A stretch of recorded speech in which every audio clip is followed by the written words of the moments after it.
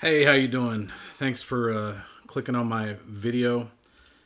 This is going to be different than what I've been putting out recently, which has been, trying to run down crypto news and, kind of reading. And, from looking at the view counts, it's probably not going to matter all that much anyway. But I'm just going to have a go at it. So, unless you've been in a coma or asleep, or you just don't follow the news at all over the past couple of days, this whole GameStop fiasco is quite interesting, to say the least. I've been kind of on it since yesterday morning. And just to bring everybody up to speed, if you're not, I'll give you a quick rundown to the best of my ability. So basically, if hopefully you understand short selling of stocks. There's hedge funds out there that they target companies that they think are not positioned to do well, and they bet against said companies uh, in hopes that others like them will pile in and help drive the stock into the dust and into oblivion.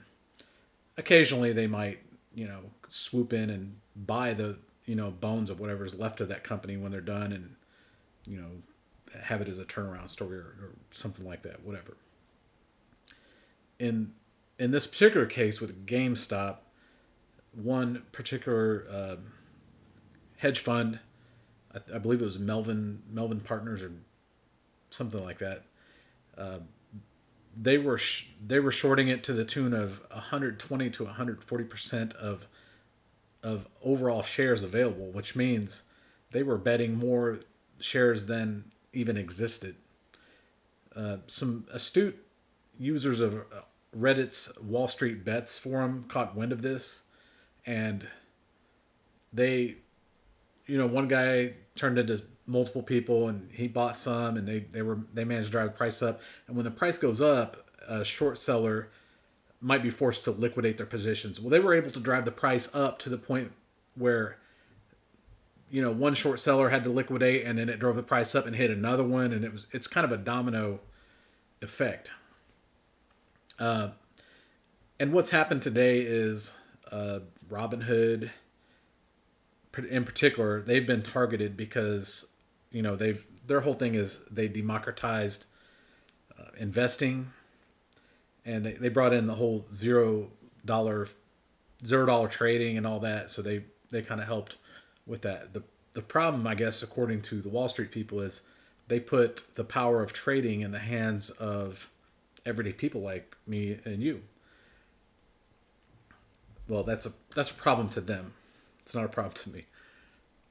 So there's been multiple halts of Robinhood allowing the buying of new shares of the GME ticker, which is the GameStop ticker symbol today, along with a few others, but GameStop is the main one that kind of started all this. And then also the Nasdaq has halted trading of the several tickers numerous times, including GameStop. Now, I've been watching financial news on and off all day. It's been quite interesting. I don't usually watch finance news like CNBC or Fox Business and those types of channels too often, unless I hear of a cryptocurrency clip or something of that nature. But to in sitting down and watching it, it's really, it'll blow your mind when you watch how even the anchors are in on this. They're in this club of the Wall Street Club where they are really upset that this group of people was able to do this legally, I might add. And they just cannot accept or believe that this is okay. And to you could see the steam coming off some of their heads almost. I mean, if you should go back and watch some clips of it. I'm telling you, it'll make you upset. And I come from an army background, uh, and I can kind of tell when words are being used in a derogatory way. And these people on these channels, you'll hear them use the word retail investor, and you can almost see it in their eyes when they're saying it, that they're saying it with a little bit of disdain. Uh, they don't mean it in a nice way. Now I understand they have to distinguish, institutional investors from retail invest. They have to make some sort of demarcation, but you'd have to see it. I saw a couple interviews. The Winklevoss twins, also I've heard them referred to as the Winklevi, which I always laugh when I hear that. But anyway, they were on a show on CNBC this morning, and they were doing good work. They stood up pretty good in the interview, and I saw an interview with Anthony Pompliano was on CNBC also later this afternoon. I'm not going to show any of these. I'm sure those clips are easy to find. Uh, but the point is this really. This whole fiasco, I think, is showing the problems in the current system, because a theme that I kept hearing was, well, what are we going to do, because interest rates are already at near zero and we're still about to print more money. What should we do? Well, I have an answer for you, and I'll give it to you in a minute. So the current system is worldwide is run by central banks. It's institutions that are centrally managed. All of that. Well, what can you do about it? It's great that we can sign into Robinhood, buy some stocks, whatever. But you see what happens when the who's supposed to win is not winning. They change the rules, and that's what happened today. And I believe that will probably continue to happen. Now, I will tell you this. Of course, I should have thrown this out in the beginning. I am not a financial advisor. This is not financial advice. This is what I am doing. You can do you, but if you're watching this, you very well likely might be my friend or family. And even if I don't know you personally, I'd hate to see anybody left out of something just because they don't know about it. And I think this is a perfect segue into cryptocurrency. And even the cryptocurrency, you have to be careful, because it's been seen in the past with places like Coinbase it goes down so much. You can't convince me for a second that Coinbase, which is, as far as I know, it's the oldest. I'm pretty sure it's the biggest exchange in the United States, at least. It's typically the first on-ramp that most people are referred to as far as cryptocurrency exchanges, at least here in the States. So you can't tell me that they don't have enough of a backup plan to where they can maintain uptime for 100% of the time. I just don't buy it. It doesn't pass any common sense test. Am I implying anything here? Perhaps. I don't know what conversations go on behind closed doors, just like I don't know the reason why Robinhood had to halt trading. One could assume that they got a call from somebody very powerful and we're told to do something. Maybe not. I don't know. That's certainly what it looks like as an outsider. And I can tell you this. I hold one position on Robinhood. And if it didn't cost me $75 to move that over to my Fidelity account and a bunch of paperwork, I would just go ahead and do that. But when I sell that position and I get the funds out, me and Robinhood are done. And I would suggest you do the same. Now, Do I Could that happen on any other platform? Yeah, it could. But part of the point of my rant, though, is I would suggest, even though I'm suggesting crypto as a solution to some of these problems, don't ignore, just my opinion again, don't ignore your 401k at work. Don't pass up on your IRA contributions, that sort of stuff. There's solutions out there for even for in those instruments. You can buy GBTC, Grayscale, Trust, whatever. There's options out there. You can still get exposure to Bitcoin while getting the benefits of an IRA, the tax advantage benefits. So get those. Back to the crypto piece, though.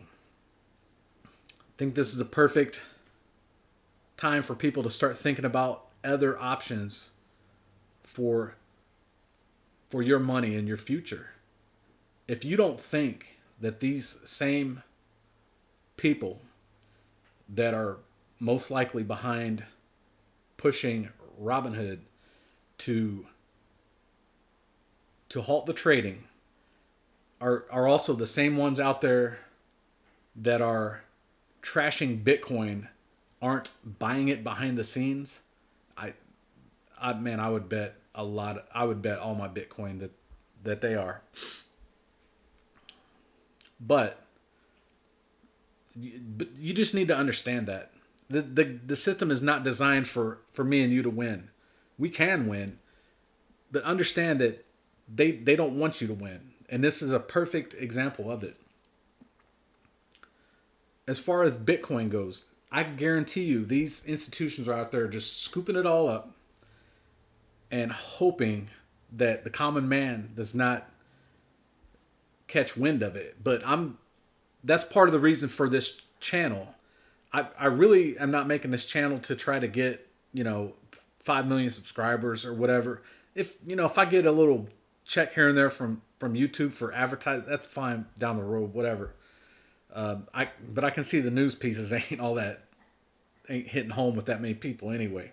And frankly, that niche is very well covered on YouTube. But I want to spread the word about Bitcoin. It's a fantastic thing. It is a store of value. I don't have time to go into all the wonderful aspects of it. There's plenty of literature out there on it. You can read about it yourself on the internet. I've got the Bitcoin Standard book. I don't think it's behind me right now. That book breaks it down all the way down. All the way. Having said that, even if you're going to go hard into Bitcoin, and I will tell you this, I only put in what you can afford to lose.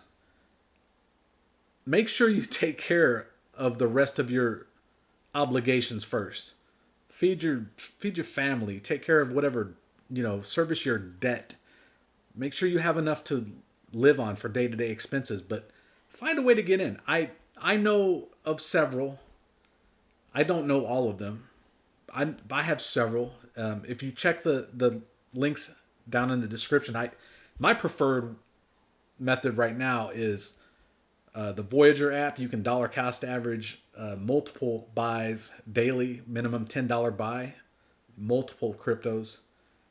My preferred, obviously, is Bitcoin, but I do buy some Ethereum occasionally. Not as much Bitcoin as I do Bitcoin, but I think this ties in perfectly. I don't even trust these apps and these web and these sites and these platforms as much now after seeing this. I think it's really time to start looking into decentralized finance. How can I rely less on another platform, another app, another site, some third party to get me my Bitcoin? I got it right here. I'm gonna unplug it for a second.